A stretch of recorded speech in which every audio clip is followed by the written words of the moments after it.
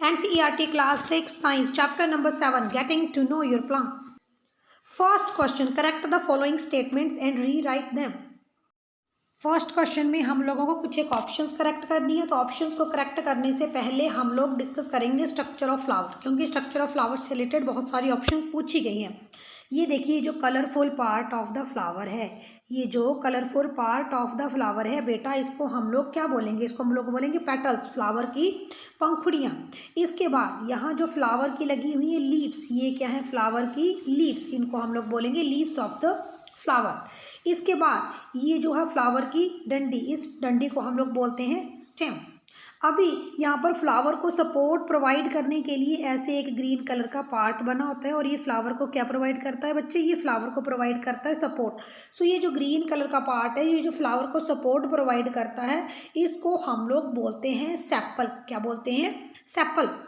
और फ्लावर के इस पार्ट में प्रेजेंट है मेल और female reproductive part of the flower.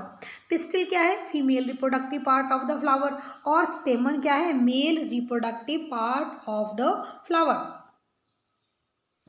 अब आपके पास कुछ एक ऑप्शन रिलेटेड है रूट से रिलेटेड और स्टेम से related. Root is underground part of the flower and it absorb the water and minerals from the soil. लेकिन रूट का फंक्शन बेटा सिर्फ एब्जॉर्ब करना है वाटर एंड मिनरल को।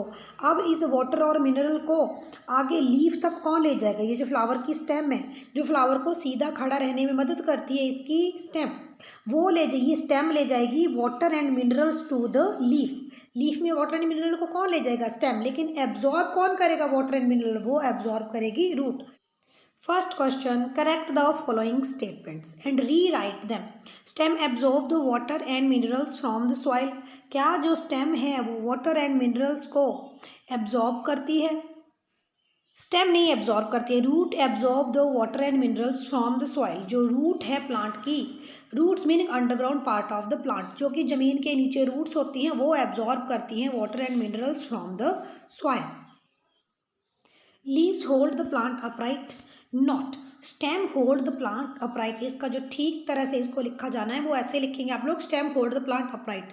जो प्लांट की स्टेम है वो उसको सीधा खड़ा होने में मदद करती है। Roots conduct the water to the leaves, नहीं, stem conduct the water to the leaves. Root तो वाटर को एब्जॉर्ब करते हैं, लेकिन स्टेम का फंक्शन है वाटर को लीव्स तक ले जाना। The number of petals and stamen in a flower is always equal. The number of petals and stamen in a flower is not always equal. Right statement ये होगी। Petals meaning colored part of the plant, पंखुड़ियाँ। Stamen male reproductive part of the flower. The sepals of a flower are joined together. Sepals क्या होती है? ये green colour का part होता है जो फ्लावर को सपोर्ट प्रोवाइड करता है। अगर सेपल फ्लावर का जुड़ा हुआ है, then its petals are not also joined together. If the petals of a flower are joint together, अगर फ्लावर की पंखुड़ियाँ जुड़ी हुई हैं, then pistil is joint to the petals. Pistil meaning female reproductive part of the flower, तो क्या वो भी पेटल के साथ जुड़ा हुआ है? राइट स्टेटमेंट क्या होगी? If the petals of a flower are joint together, then pistil is not necessarily joint to the petals.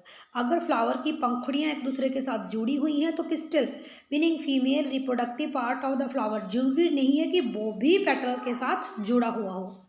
आपको इस वीडियो का पार्ट 1 कैसा लगा मुझे कमेंट सेक्शन में ज़रूर बताएं, और चैनल को लाइक शेयर सब्सक्राइब जरूर करें।